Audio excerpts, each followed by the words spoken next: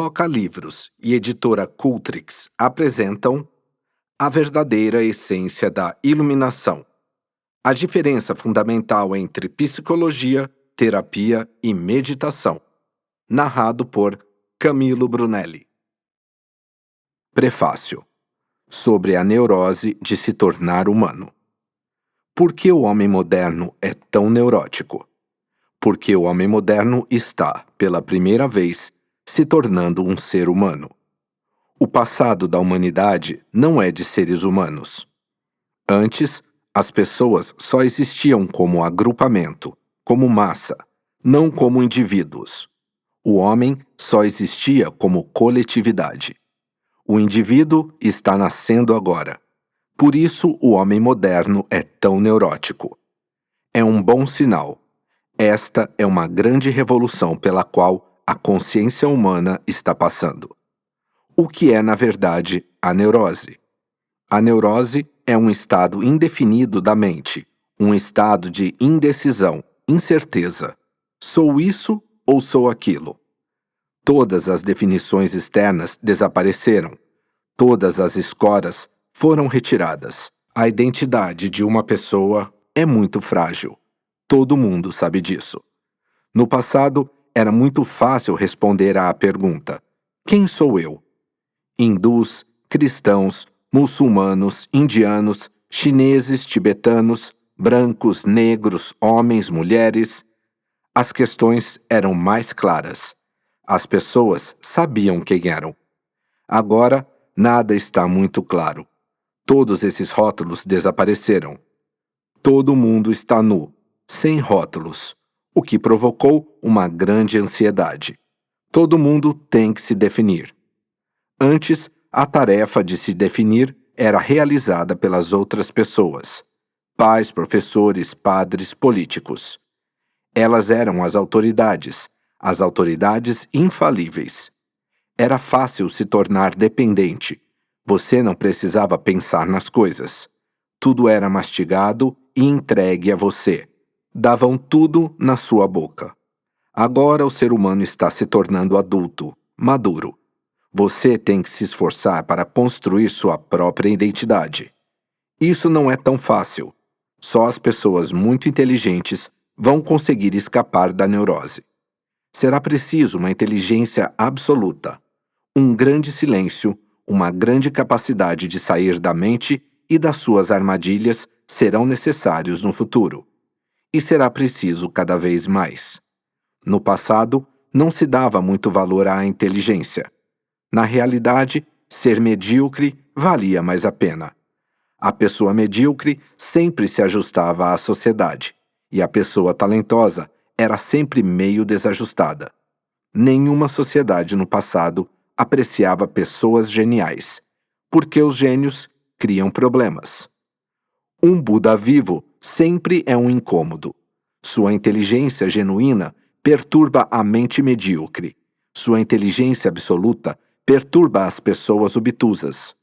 A individualidade, a liberdade, a rebelião da pessoa inteligente afeta profundamente a mente da coletividade, porque a coletividade não quer individualidade.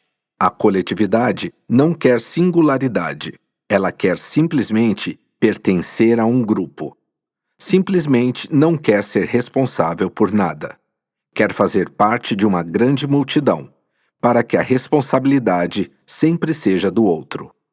O Papa decide. O presidente decide. Você não precisa se preocupar com nada. Não cabe a você perguntar por quê. Você tem apenas que cumprir o que lhe mandaram fazer e depois morrer. Na mente moderna, surgiu o primeiro vislumbre da individualidade, por isso a neurose. No passado, todas as respostas eram pré-estabelecidas. Não era necessário procurar respostas.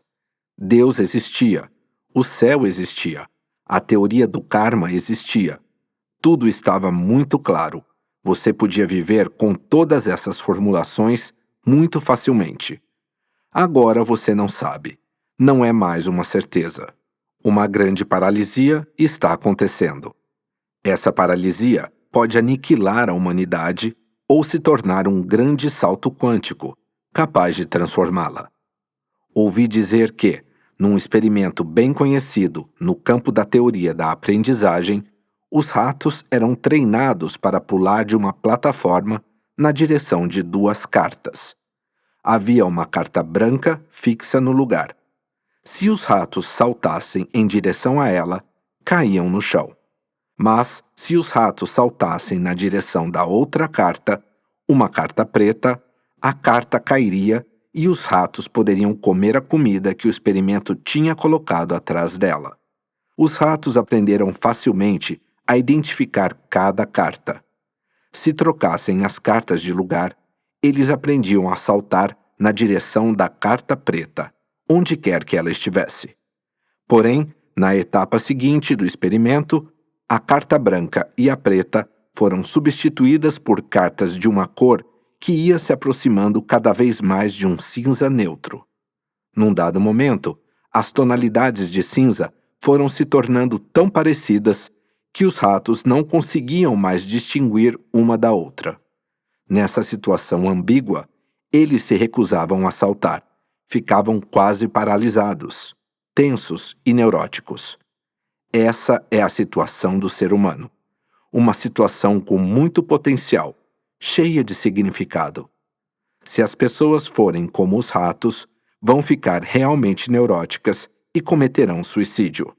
Mas o ser humano não é simplesmente um rato. Apesar do que B.F. Skinner e outros supostos psicólogos dizem, o homem não é como um rato. Se existir a possibilidade de as pessoas aceitarem esse desafio e se tornarem mais integradas, a neurose delas surgirá apenas nesse intervalo. Mais cedo ou mais tarde, elas saberão como lidar com isso. Sem autoridades, sem Deus, sem Bíblias e Vedas, elas cairão em si e agirão de acordo com a própria consciência. Começarão a viver espontaneamente, um dia de cada vez, sem respostas prontas. Então a neurose vai desaparecer. E não apenas a neurose, mas também a mentalidade de manada. Pela primeira vez, haverá beleza, grandeza, dignidade. No passado, o ser humano não tinha uma vida digna. Sim, de vez em quando acontecia de nascer um Buda. De vez em quando, um Cristo caminhava pela terra. Mas isso era apenas de vez em quando. E os milhões de pessoas que viveram e morreram sem sentir o gosto da liberdade, sem nunca saber quem elas eram. Acreditavam que eram judias e morriam. Acreditavam que eram hindus e morriam. Acreditavam que eram apenas um corpo e morriam. Nunca souberam quem realmente eram. Nunca exploraram o espaço interior. A menos que se depare com esse espaço interior, você viverá uma vida indigna. Você viverá como um rato e morrerá como um cão. Ser um ser humano é arriscado. O risco é que você terá que enfrentar algum tipo de neurose. Antes que possa se centrar em seu próprio ser, você terá que passar por uma espécie de descentralização.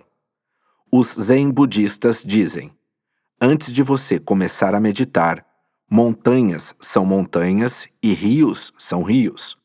Quando você medita, quando se aprofunda na meditação, as montanhas deixam de ser montanhas e os rios deixam de ser rios.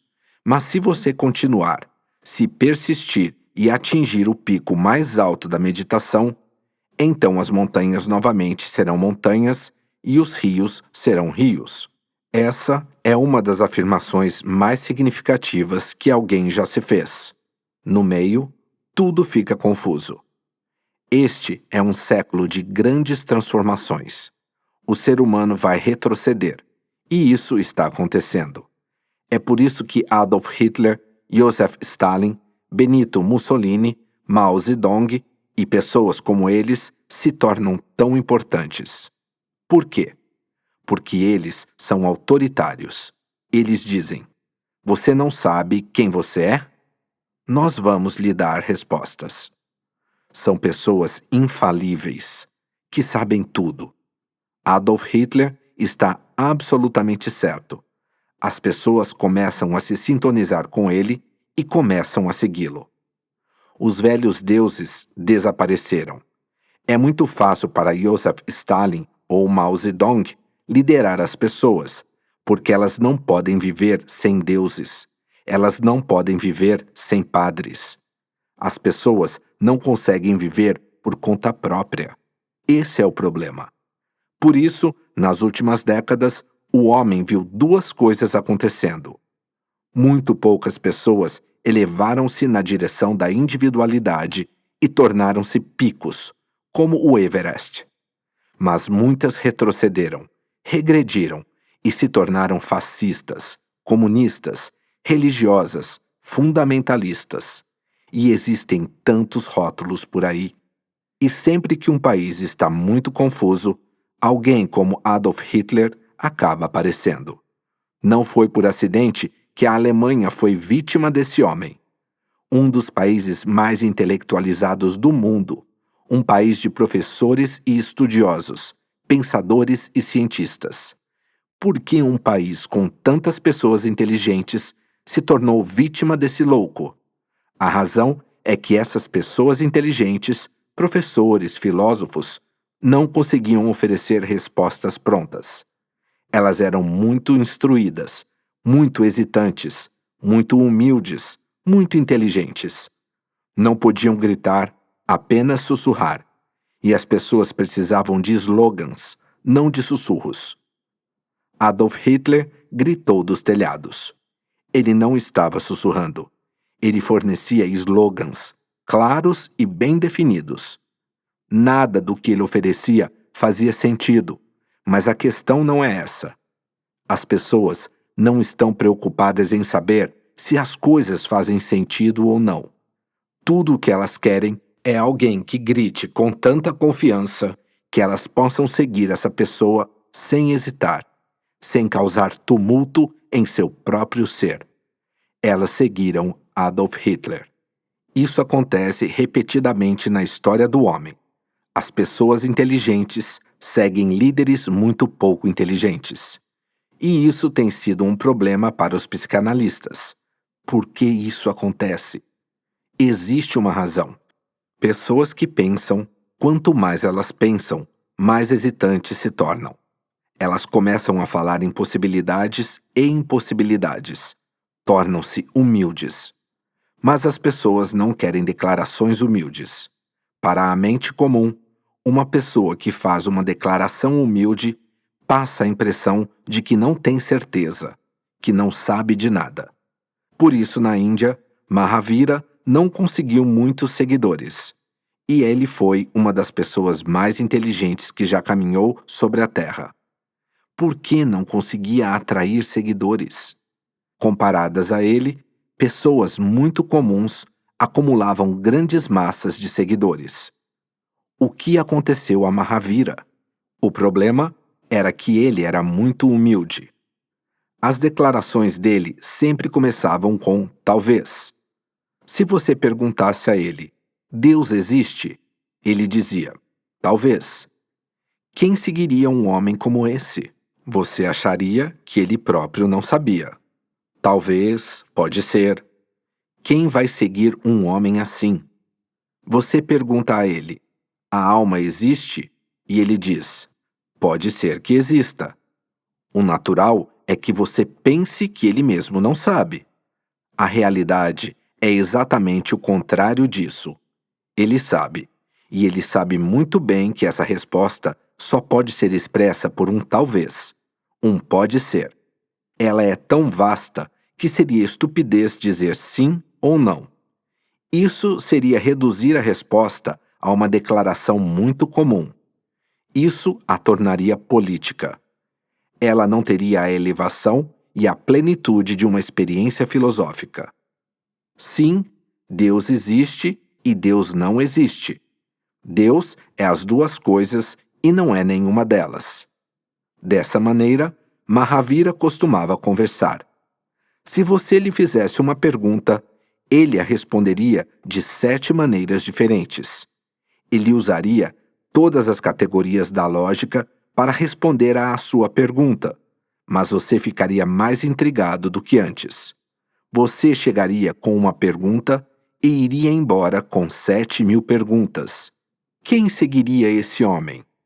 Adolf Hitler diz, em sua autobiografia Mein Kampf, Minha Luta, que há apenas uma diferença entre a verdade e a mentira, e essa diferença é a repetição. Se você continuar repetindo uma mentira em voz alta, energicamente, ela se tornará uma verdade. Ele fez essa experiência com uma ideia e provou a milhões de pessoas que era verdade. Algo que era o mais puro absurdo, mas ele continuou repetindo aquilo, até que lentamente as pessoas começaram a acreditar nele. Elas precisavam de um líder. Nietzsche disse que Deus não existe mais. Mas as pessoas não podem viver sem Deus. Elas se sentem muito instáveis. Então, são essas as duas possibilidades. Ou o ser humano sucumbirá e cairá nessa armadilha e será vítima de algum tipo de fascismo, nazismo, comunismo, ou a segunda possibilidade, na qual estou trabalhando. O ser humano usará essa imprecisão, que parece uma neurose, como um trampolim. Ele pode se libertar de todo o passado, dar um salto quântico para o futuro e começará a viver sem líderes, sem apegos, sem qualquer tipo de sentimento de pertencimento. A Terra inteira é sua. Ela não precisa ser dividida. Cristo, Buda e Krishna são todos seus. Você não precisa ser cristão, hindu ou muçulmano. Todo o passado é seu. Use-o, mas não seja usado por ele. Use-o e siga em frente. Use Buda e Cristo, e Krishna, e Zaratustra, e Lao Tzu, mas não se restrinja a eles. Você tem que seguir em frente. Existe muito mais nesta vida. Ainda existem realidades inexploradas. O mistério é infinito. O ser humano está vivendo uma espécie de neurose. Essa é uma situação cheia de possibilidades. Ou você recua, ou salta para frente. Não recue. E recuar também não irá satisfazê-lo. Apenas o crescimento satisfaz. O retrocesso, nunca. Mesmo que sua infância pareça muito linda, você não vai ficar satisfeito se for criança novamente. Você ficará infeliz, porque já conheceu a juventude, a liberdade da juventude e a aventura que ela representa. Ser criança novamente, no antigo sentido de que você foi criança um dia, não vai lhe trazer felicidade. Você se sentirá reduzido, não realizado. O ser humano está numa espécie de neurose, porque o acesso à realidade, quando negado, sempre produz insanidade. Se colocarmos pessoas normais numa situação anormal, isso resultará num comportamento anormal. O homem moderno é um motor acelerado, mas sem embreagem, rodas ou destino. Destinos antigos não são mais relevantes. E o ser humano agora tem que aprender algo absolutamente novo, que nunca conheceu antes. O ser humano agora tem que aprender a viver no aqui e agora. Sim, é necessário um senso de direção, mas não uma meta fixa. É necessário um significado, mas não que ele seja definido. Não é necessário um destino. É preciso dignidade, liberdade. O homem tem que explorar sua liberdade e decidir por conta própria. Lembre-se, não existe um significado específico. Este é o problema. No passado, havia um determinado significado. Diziam a você qual era o significado da vida. Agora ninguém lhe diz qual é o significado da vida. Você precisa criá-lo. Pela primeira vez, alguém está prestes a se tornar um criador. Até agora, você tem sido uma criatura. Agora você será o criador. A história está mudando. Você está no limiar de uma nova consciência. Até agora, o homem viveu como uma criatura. Deus era o criador e o homem era a criatura. Deus era quem decidia e o homem era quem obedecia. Agora não será mais esse o caso. Agora o homem é o Criador, não mais a criatura. Agora o homem tem que decidir o significado da sua própria vida. Ele tem que dar significado à sua própria vida usando sua criatividade. Você não pode emprestar, não pode implorar, não pode barganhar isso. Você terá que criar o significado, e isso é realmente um problema. Para criar significado, é preciso uma grande inteligência. Para criar significado, é preciso muita consciência. Para criar significado, é preciso um grande empenho. As pessoas aprenderam um truque simples: pedir. Alguém lhe dará um significado, seu pai, sua mãe ou Deus Pai Todo-Poderoso. Ele lhe dará significado. Você apenas terá que rezar. Buda Gautama nasceu 25 séculos antes do seu tempo. Agora é o tempo dele, porque ele acredita na liberdade, ele acredita na individualidade. Ele não acredita que você é uma criatura, ele acredita que você é um criador. Buda vai se tornar cada vez mais relevante à medida que o tempo passar. Crie a si mesmo. Dê forma e molde seu ser. Pinte a sua vida, esculpa-a. Seja o que for, o trabalho é você quem fará. Não é o destino. Você é o responsável. As pessoas não querem ser responsáveis. Elas têm medo de responsabilidade. Elas querem que alguém cuide delas. Sempre precisam de guardiões. Essas são as pessoas que estão ficando neuróticas, porque não existem mais guardiões. Na realidade, eles nunca existiram. Você acreditou neles e eles existiam apenas porque você acreditava neles. Agora que a crença desapareceu, eles também desapareceram. Eles eram criados pela sua crença. O ser humano tem que aprender a viver por si mesmo. Esta é uma ótima oportunidade. Não encare isso negativamente. Caso contrário, você irá parar no manicômio. Encare positivamente. Aceite o desafio e você será um dos primeiros seres humanos de verdade na face da Terra.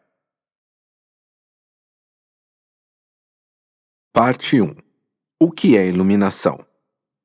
Iluminação é simplesmente o processo de tomar consciência das camadas inconscientes da sua personalidade e de soltar essas camadas. Elas não são você. Elas são rostos falsos. E pelo fato de serem rostos falsos, você não consegue descobrir qual é o seu rosto original. A iluminação nada mais é do que a descoberta do rosto original. A realidade essencial que você trouxe consigo e a realidade essencial que você terá que levar consigo quando morrer. Todas essas camadas acumuladas entre o nascimento e a morte serão deixadas aqui e ficarão para trás. O homem que atingiu a iluminação faz exatamente o que a morte faz a todo mundo, mas ele faz isso a si mesmo. Ele morre de certa maneira e renasce. Morre de certa maneira e ressuscita. E sua originalidade é luminosa, porque faz parte da vida eterna. Trata-se de um processo simples de autodescoberta. Você não é o container, mas o conteúdo. Descartar o container e descobrir o conteúdo é no que consiste todo o processo de iluminação. Paraíso recuperado. Você pode viver de duas maneiras: do jeito natural e do jeito antinatural. O antinatural desperta uma grande atração, porque é novo, desconhecido, aventureiro. Por essa razão, toda criança tem que deixar de lado sua natureza e viver de um jeito que não é natural. Nenhuma criança pode resistir a essa tentação. Resistir a essa tentação é impossível. O paraíso tem que ser perdido.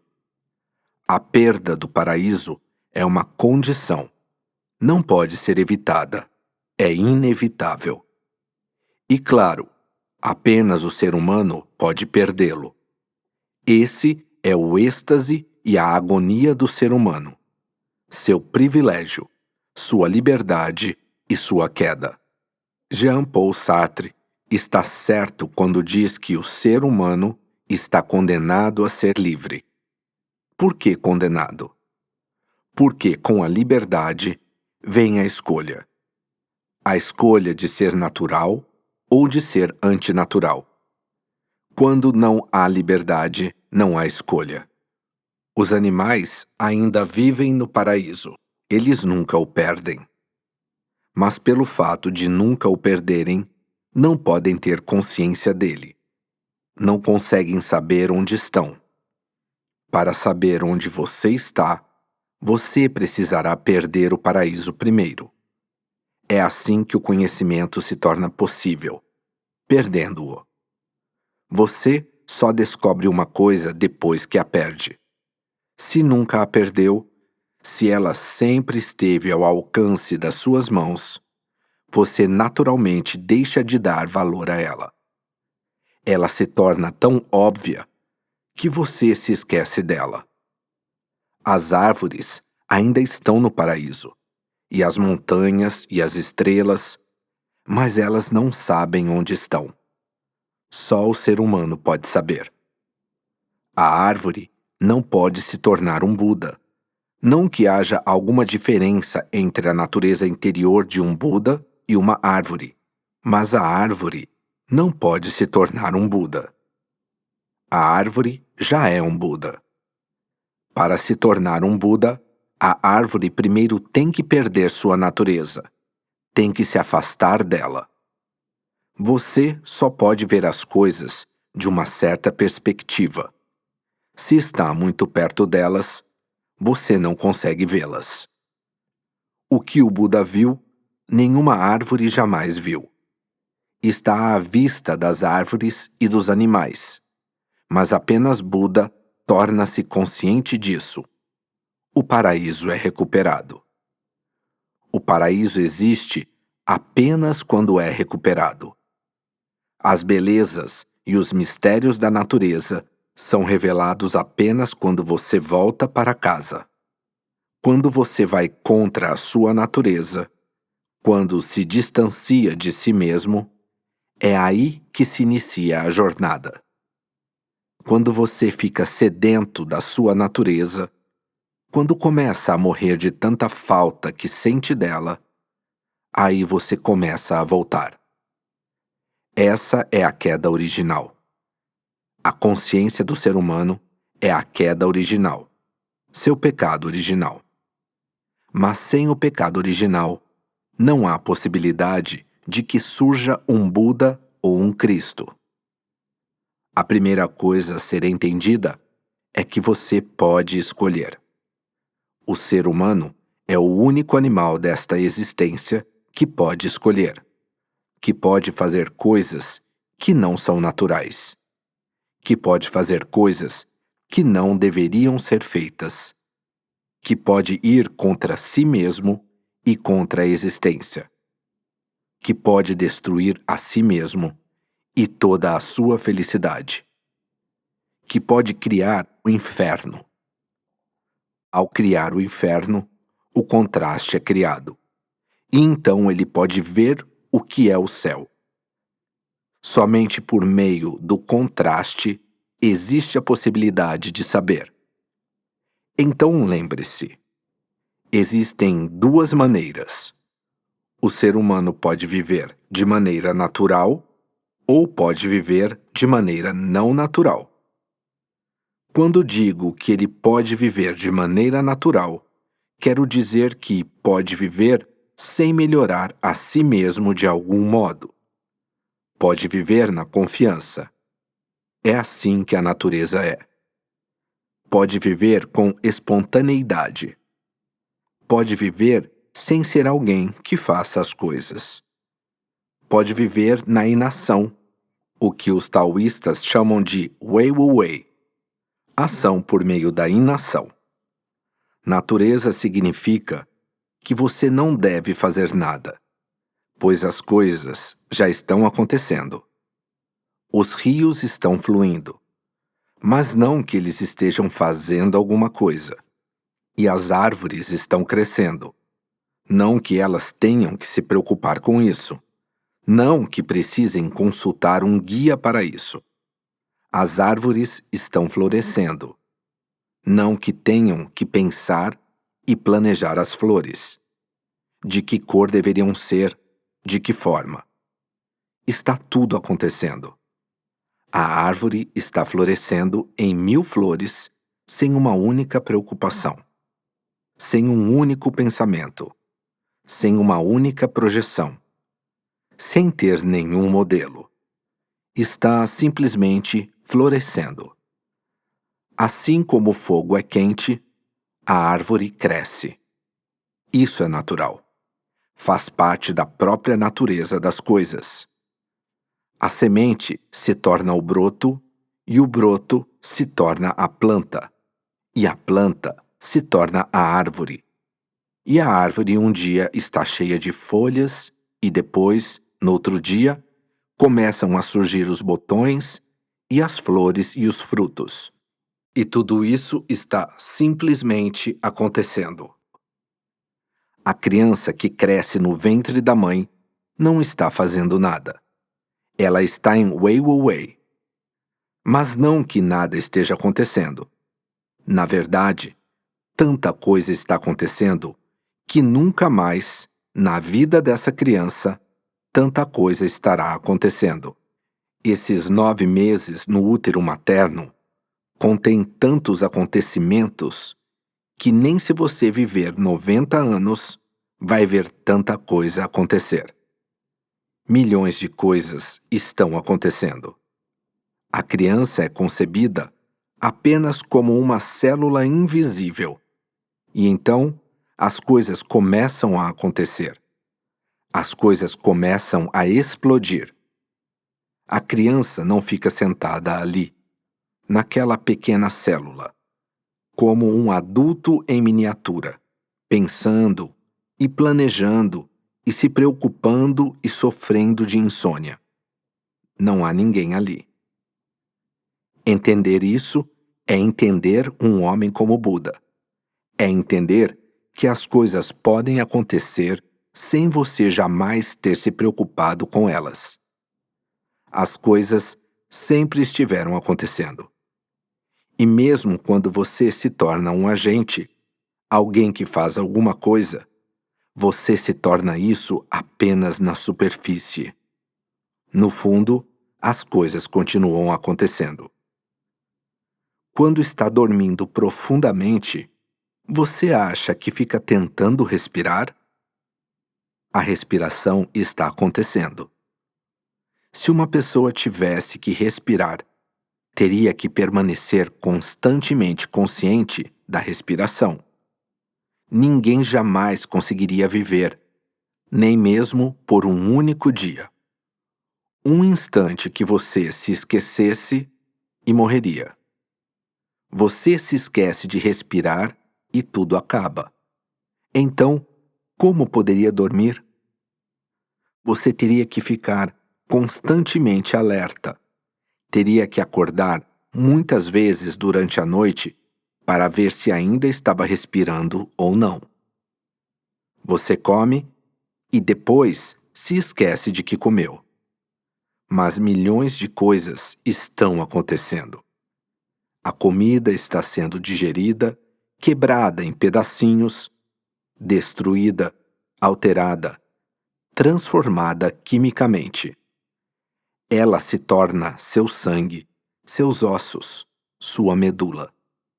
O trabalho continua. O sangue circula continuamente, jogando todas as células mortas para fora do corpo. Quanta coisa está acontecendo dentro de você, sem que você tenha que fazer nada. O fazer acontece apenas na superfície. Você pode viver na superfície, de uma maneira artificial, mas lá no fundo, no âmago do seu ser, você sempre vai ser natural. Sua artificialidade se torna simplesmente uma camada que encobre a sua natureza. Mas essa camada fica a cada dia mais espessa. Mais pensamentos, mais planos, mais atividade, mais ação. Mais do agente, do ego, e se forma uma crosta. E essa é a crosta que Buda chama de samsara, o mundo. O fenômeno do agente, do ego. Você está perdendo a sua natureza, indo contra a sua natureza, se afastando da sua natureza. Um dia você se distancia tanto que começa a se sentir sufocado. Você foi tão longe que um tipo de esquizofrenia surge em seu ser. Sua circunferência começa a desmoronar a partir do centro. Esse é o ponto de conversão. O ponto em que a religião se torna relevante. O ponto em que você começa a procurar uma saída. O ponto em que você começa a pensar: quem sou eu? O ponto em que você começa a olhar para trás. De onde eu estou vindo? Qual é o meu rosto original? Qual é a minha natureza? Eu fui longe demais e agora é hora de voltar. Mais um passo e vou desmoronar. Eu rompi toda a minha ligação. Só resta uma pequena ponte.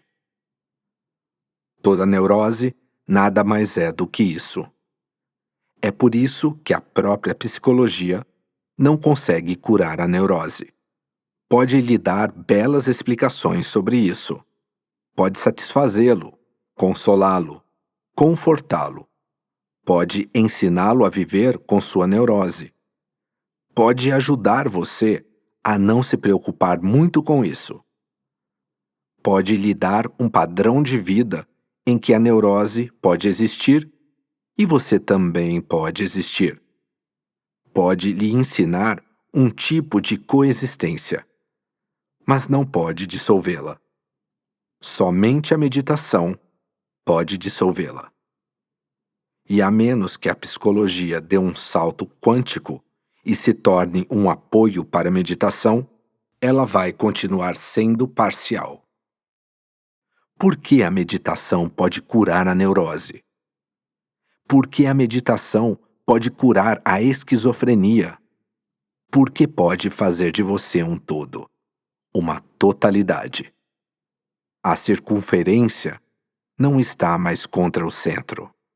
Eles estão de mãos dadas, estão se abraçando. Eles são um só. Funcionam num único ritmo. Vibram numa única vibração. Isso é saúde de verdade. E inteireza e santidade. É aí que surge o estado búdico. A pessoa se tornou sã novamente. A menos que você seja um Buda, continuará insano, num grau maior ou menor. A loucura é obrigada a continuar sendo uma parte do seu ser.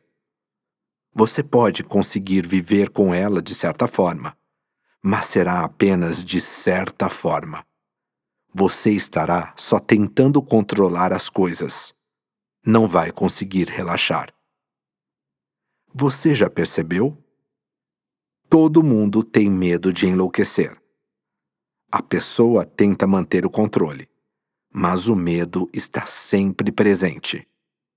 Se algo der errado, se algo mais der errado, talvez eu não consiga me controlar mais.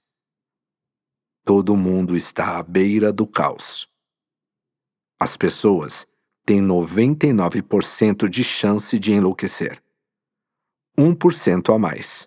Qualquer coisinha, a última gota d'água, o banco vai à falência.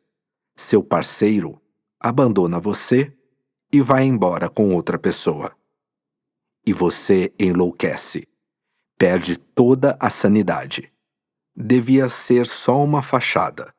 Você perdeu a sanidade muito fácil. Ela devia ser muito superficial, muito frágil. Na verdade, essa sanidade nem existia. A diferença entre uma pessoa comum e uma pessoa louca está somente na quantidade, não na qualidade. A menos que você se torne um Buda, ou um Cristo, ou um Krishna, todos esses são nomes do mesmo estado de consciência, no qual o centro e a circunferência vivem numa dança, numa sinfonia.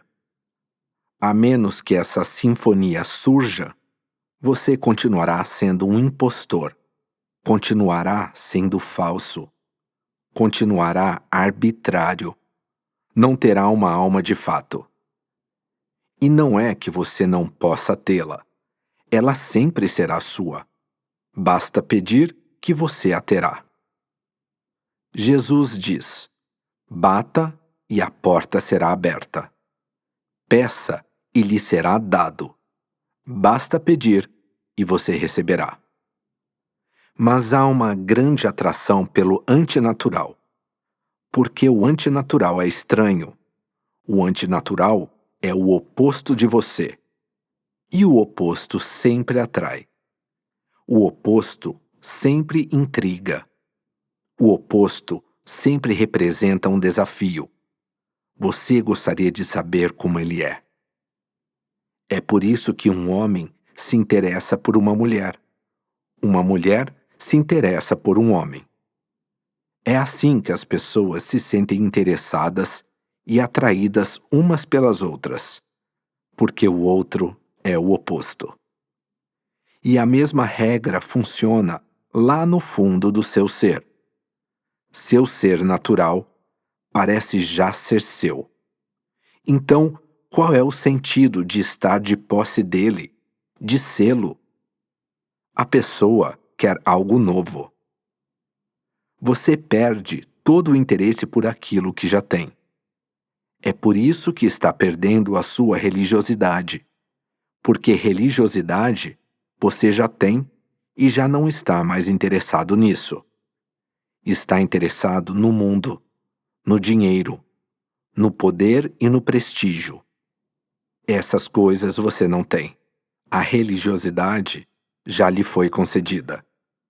E quando digo religiosidade, estou me referindo à natureza. Quem se importa com a natureza? Por que pensar nela se você já a tem? Estamos interessados naquilo que ainda não temos, e o antinatural nos atrai. A pessoa se concentra no antinatural e no artificial, e corre para isso, de um estilo de vida antinatural para outro estilo de vida antinatural. E lembre-se, não são apenas as chamadas pessoas mundanas que são antinaturais. Os chamados religiosos também são. Esse é o grande entendimento que Buda traz ao mundo. E esse entendimento se tornou uma fruta madura no Zen. Essa é a contribuição fundamental de Buda. O homem permanece artificial no chamado mundo, ganhando dinheiro, poder, prestígio. E então um dia ele se torna religioso, mas só está passando para outro tipo de artificialidade. Agora ele pratica yoga, fica de cabeça para baixo e todo esse tipo de bobagem. O que você está fazendo aí de ponta cabeça? Não pode ficar de pé, mas ficar em pé parece tão natural que não exerce atração nenhuma. Quando você vê alguém de ponta cabeça, você pensa: sim, ele está fazendo alguma coisa. Eis aí um homem de verdade. Você se sente atraído. Deve estar ganhando algo que você não tem ainda e você também gostaria de ter.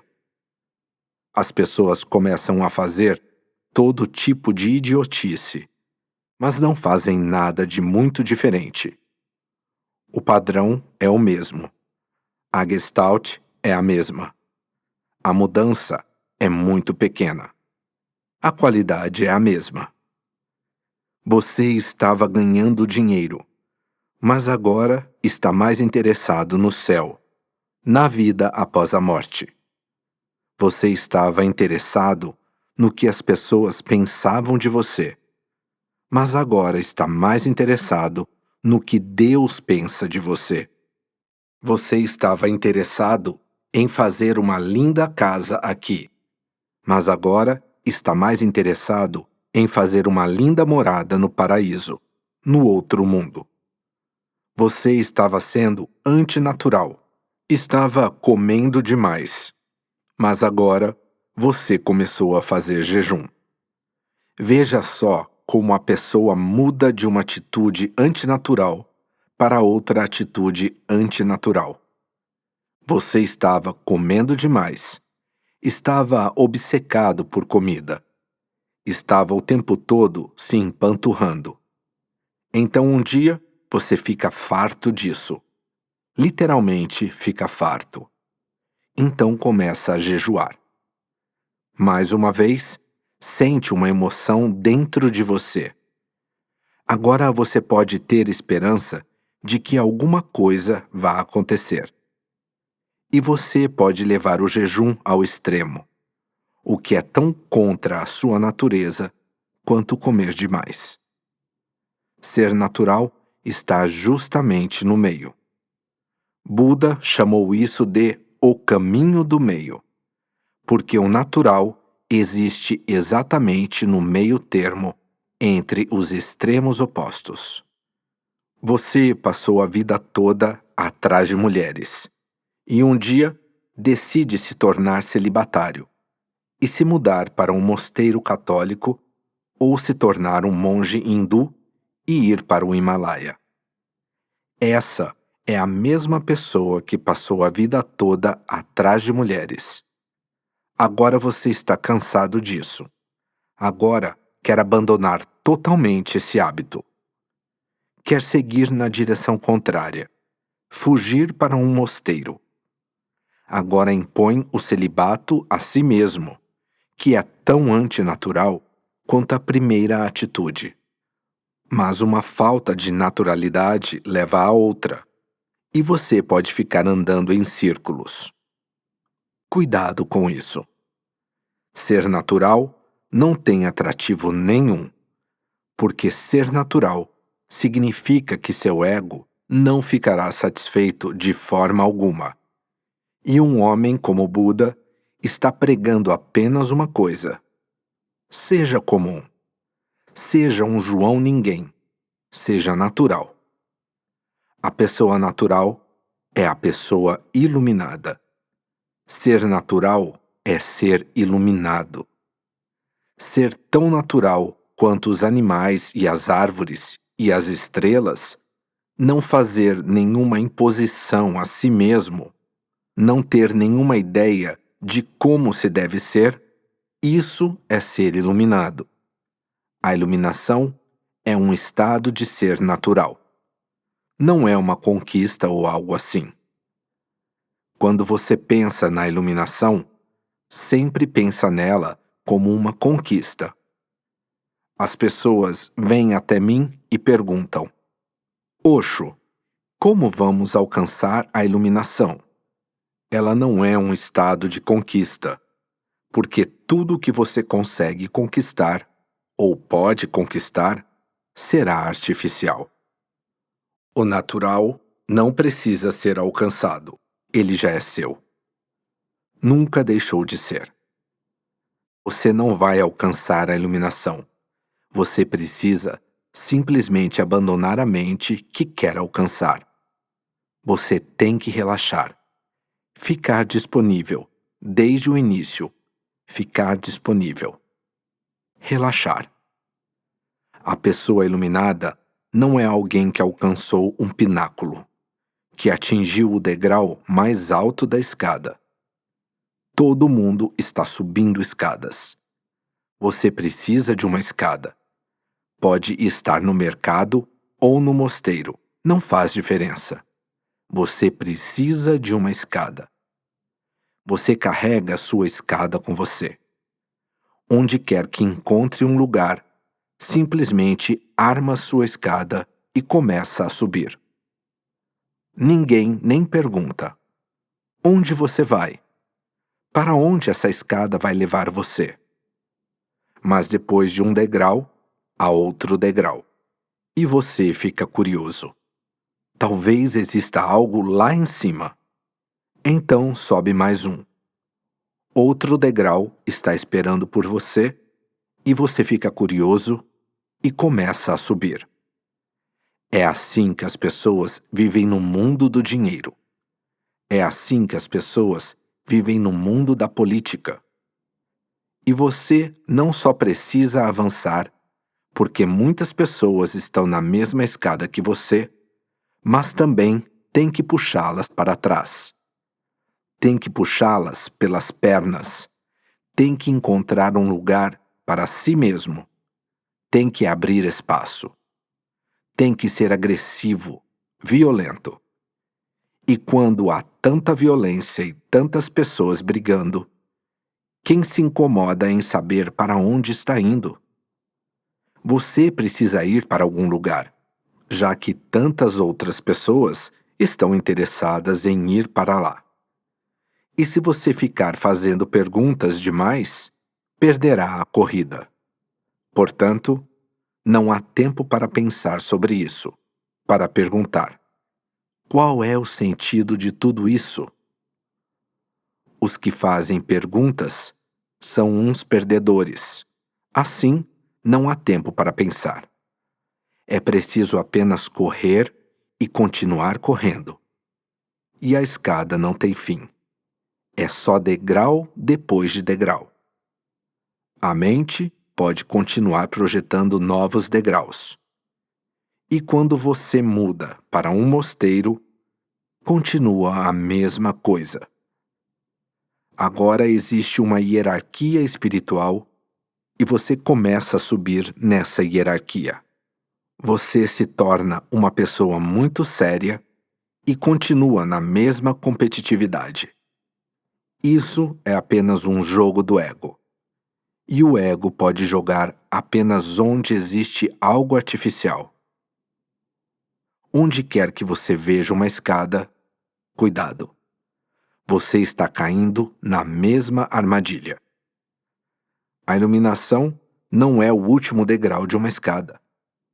A iluminação está descendo a escada, descendo para sempre e para nunca mais pedir uma escada. Está se tornando natural. Eu tenho que usar o termo se tornando, que não traduz a verdade. Ele não deveria ser usado, mas a linguagem é assim. É feita por aqueles que sobem escadas. Você não pode se tornar natural, porque tudo que você se tornar não será natural. Tornar-se é antinatural. Ser é natural. Então me perdoe por ter que usar essa mesma linguagem. Uma linguagem que não deveria ser usada para algo natural. Então você tem que entender. Não se deixe enganar pelas palavras. Quando digo tornar-se natural, estou simplesmente dizendo para parar de se tornar alguma coisa e largar tudo. Relaxar no seu ser. Você já é. Porque as pessoas continuam se movendo em círculos. Primeiro, elas se tornaram muito hábeis nisso. E ninguém quer largar a habilidade que tem, porque a habilidade lhe dá uma sensação de confiança. Ela lhe dá uma sensação de força. Existem milhões de pessoas no mundo que seguem a mesma rotina todos os dias, porque elas se tornaram hábeis nisso. Se mudarem, no novo espaço podem não ser tão hábeis. Com certeza não serão. Então, continuam correndo em círculos e continuam entediadas, cada vez mais entediadas. Mas quanto mais se movem em círculos, mais habilidosas elas ficam. E não conseguem parar. Não conseguem parar por causa dos outros também, porque os outros estão correndo também. Se pararem, vão se sentir derrotadas. É realmente um mundo muito louco. A pessoa também se sente bem repetindo a mesma coisa muitas e muitas vezes, sem se dar conta. A monotonia traz um certo consolo. As pessoas que ficam desnorteadas e assustadas com muitas mudanças encontram alívio na monotonia. É por isso que os adolescentes gostam da batida de certos tipos de música. E pessoas com problemas mentais repetem o mesmo gesto ou palavra várias e várias vezes. Se você observar pessoas internadas no manicômio, vai ficar surpreso ao perceber que muitos loucos têm seus mantras. Um fica lavando as mãos continuamente, dia após dia, só lavando as mãos. É o mantra dele. Isso o mantém entretido, o mantém ocupado, o mantém afastado do medo. E ele sabe como fazer isso. É um gesto simples. Se para de fazê-lo, fica assustado. Passa a não ter nada em que fixar a atenção. Se para de lavar a mão, ele fica vazio. Não tem nada em que se agarrar. Se para de repetir esse gesto, não sabe quem ele é. A identidade dele é a de lavador de mãos. Ele se conhece perfeitamente bem quando está lavando as mãos. Ele sabe quem ele é. Quando para, surgem as dificuldades. No manicômio, essas pessoas que criaram seus próprios mantras, com gestos, palavras, estão apenas consolando a si mesmas. Esse é todo o segredo da meditação transcendental e do sucesso que ela faz nos Estados Unidos. Os Estados Unidos é hoje um grande asilo de loucos. É preciso algo para repetir, monotonamente, o tempo todo. Isso ajuda as pessoas. Exatamente o mesmo gesto, a mesma postura, o mesmo mantra. Você conhece esse território muito bem. Você continua circulando dentro dele e isso o mantém longe de si mesmo. A meditação transcendental não é meditação e também não é transcendental. É só um consolo. Mantém você inconsciente da sua insanidade. Somente uma pessoa insana pode ser convencida a ficar repetindo um mantra. Caso contrário, isso não aconteceria. Por isso as pessoas continuam fazendo a mesma coisa que fizeram ao longo de muitas eras, de muitas vidas. Veja você mesmo. Você se apaixona por uma pessoa, depois por outra, depois por outra. Isso é meditação transcendental, o mesmo ato. E você sabe que da primeira vez se frustrou, da segunda vez se frustrou também, da terceira vez, idem. E já sabe que da quarta vez também vai se frustrar. Mas você não quer ver, não quer olhar para isso, porque se olhar, vai ficar sozinho e sem nada para fazer. O ato de se apaixonar mantém você entretido, mantém você na corrida, mantém você em movimento. Pelo menos consegue evitar a si mesmo, consegue fugir de si mesmo. Você não precisa se voltar para a questão mais profunda: quem é você? Você sabe que é um grande amante. Então, continua contando com quantas mulheres já se envolveu. Há pessoas que ficam contando, não param de contar. 360, 361, 362. Não amaram uma só mulher. E há pessoas que ficam contando seus mantras, quantas vezes repetem o mesmo mantra. Há quem fique escrevendo em seus livros, Rama, Rama, Rama. Ficam o tempo todo escrevendo. Uma vez fiquei hospedado na casa de um homem. Fiquei surpreso, porque a casa toda era uma grande biblioteca. Perguntei a ele, que tipo de escrituras você tem aqui? Ele disse, apenas um tipo de escritura. Fico escrevendo continuamente Rama, Rama, Rama. Esse é o meu mantra. Da hora em que acordo até a noite, faço apenas uma coisa. Escrevi milhões de vezes e esses são todos os meus registros. E esse homem era muito respeitado na cidade dele. Ora, ele é apenas um homem louco. Totalmente louco. Se o impedirem de fazer essa bobagem, ele vai enlouquecer no mesmo instante. Essa maluquice era o que o mantinha, de alguma forma, são. 99% das religiões não passam de um artifício para mantê-lo, de alguma forma, são.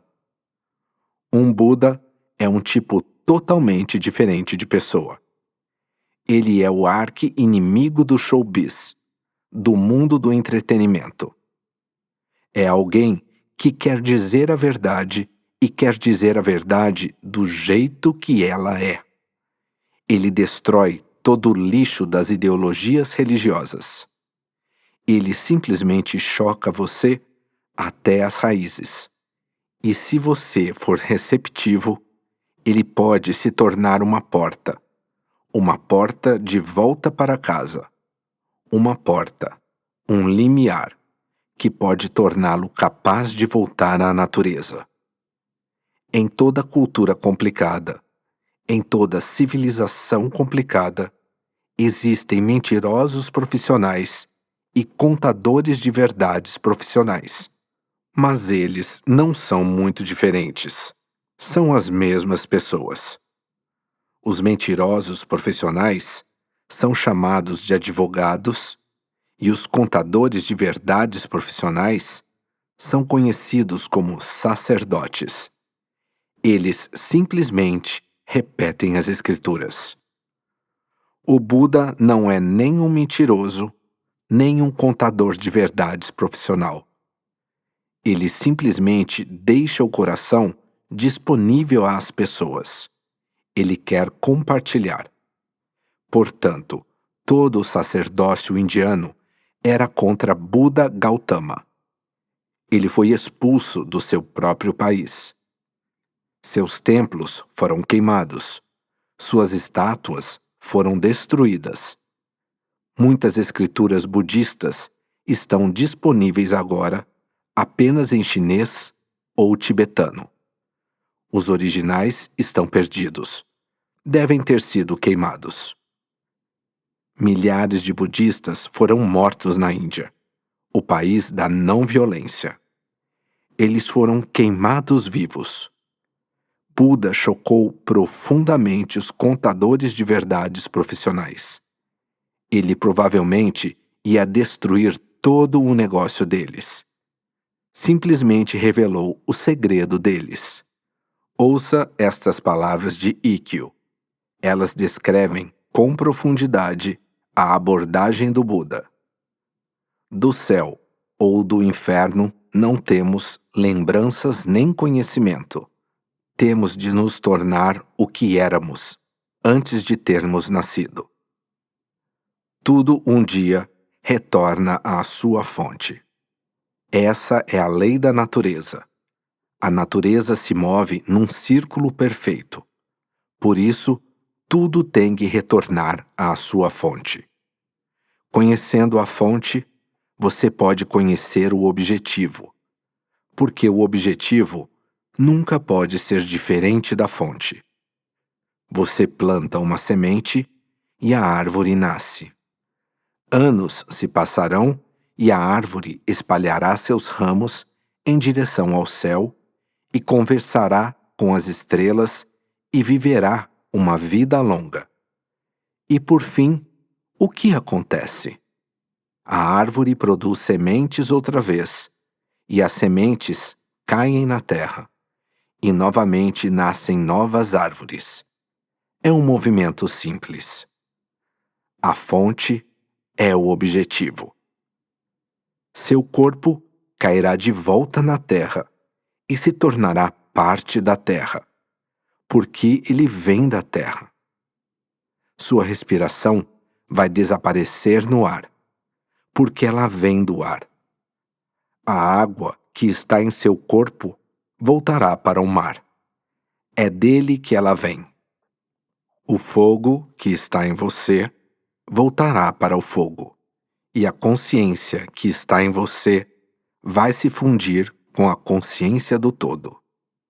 Tudo volta à sua fonte. Esse princípio tem de ser lembrado, porque conhecendo-o, entendendo-o, você abandona todos os outros objetivos, pois todos os outros são arbitrários. Alguém diz: eu quero ser médico, engenheiro, cientista, poeta. Todos esses objetivos que você estabeleceu para si mesmo são superficiais. O objetivo natural é a inocência que você tinha no ventre da sua mãe. Ou vá ainda mais fundo. O nada de onde você veio. Esse é o objetivo natural. E viver naturalmente significa saber disso. Caso contrário, você é obrigado a criar algum objetivo artificial. Alguém quer se tornar iluminado. Esse é um objetivo artificial. Eu não estou dizendo que as pessoas não se tornem iluminadas. Estou dizendo para você não fazer disso um objetivo. Pessoas só se tornam iluminadas quando voltam à sua fonte original. Quando elas se tornaram naturais, estão iluminadas. Se isso for entendido por meio de meditações, por meio da sua própria busca interior, você nunca escolherá nenhum objetivo artificial. Todos os objetivos artificiais serão um desvio. Portanto, a pessoa começa relaxando na sua própria natureza.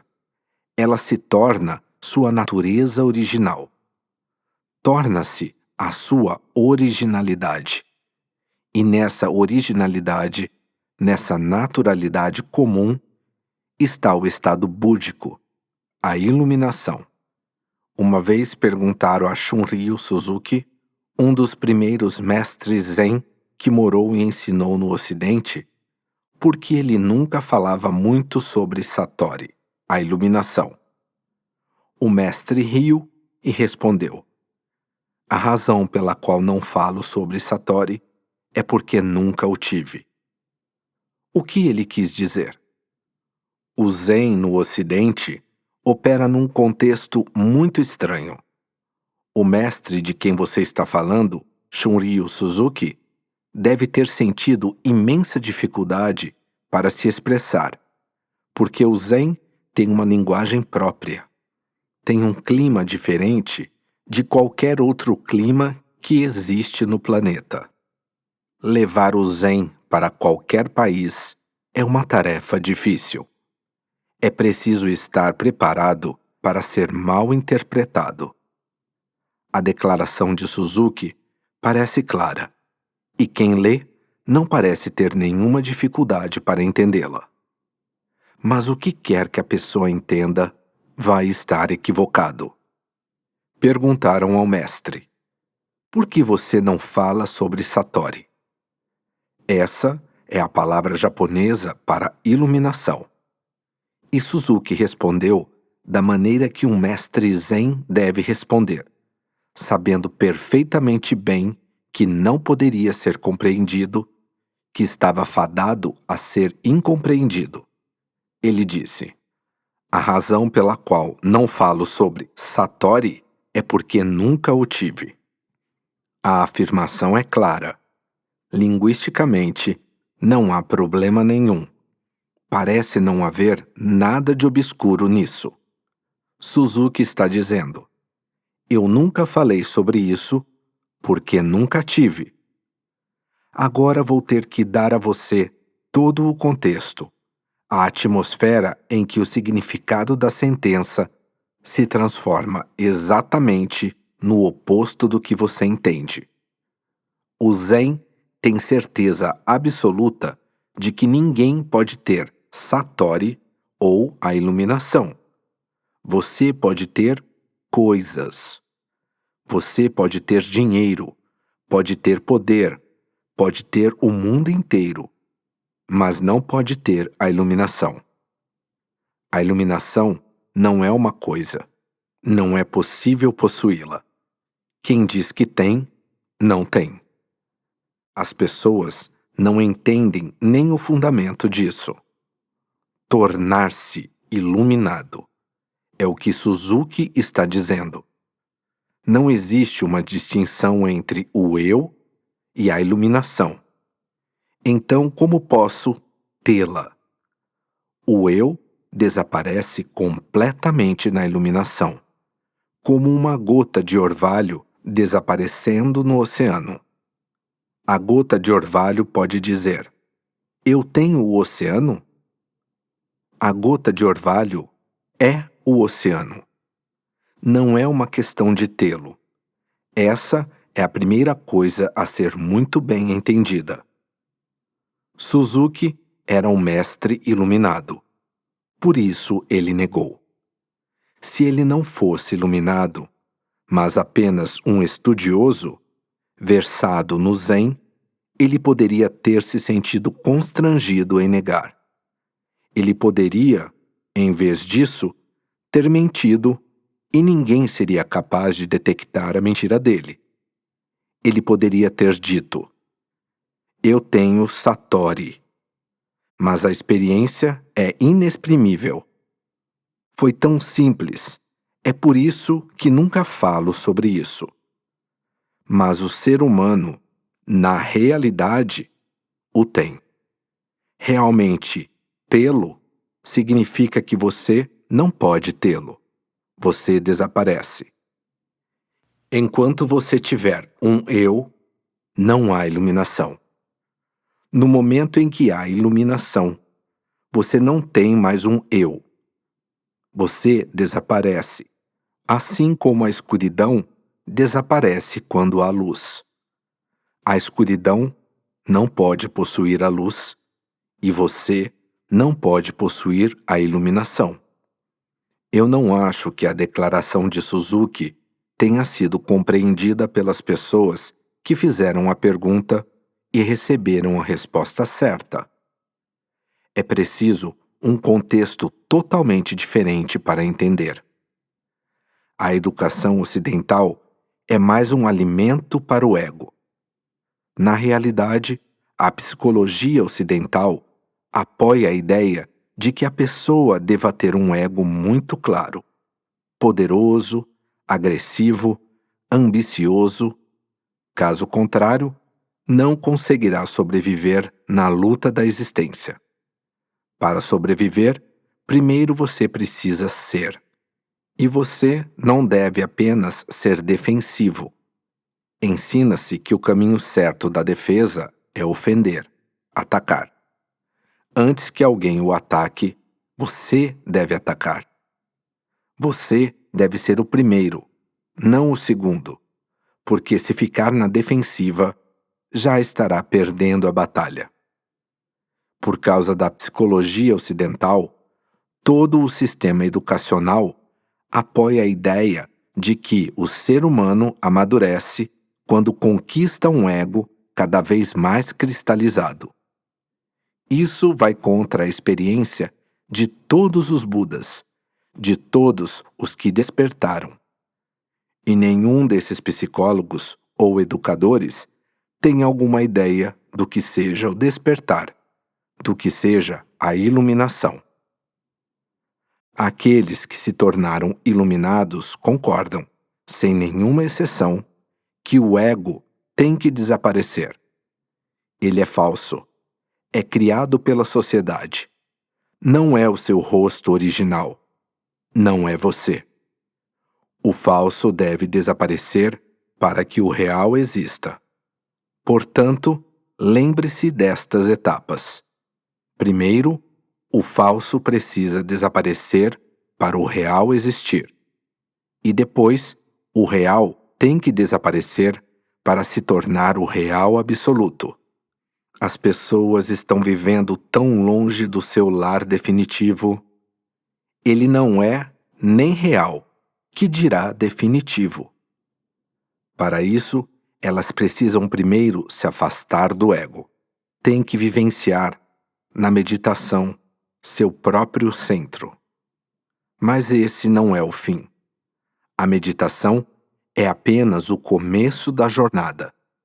No final, o buscador se dissolve no que estava buscando, o conhecedor no que é conhecido, o experimentador na experiência. Quem vai ter Satori?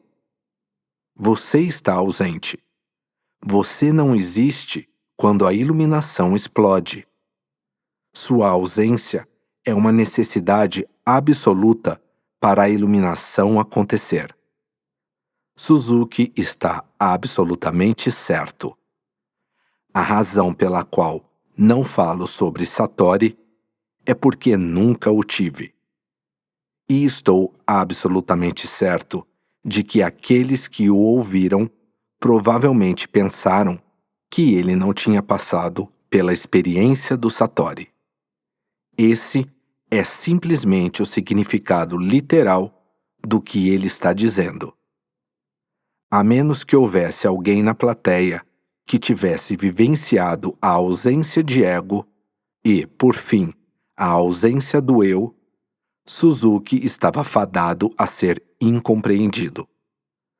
Mas ele foi um homem de imensa ousadia, de grande coragem, para introduzir o Zen no Ocidente. Não foram muitas pessoas que ficaram impressionadas.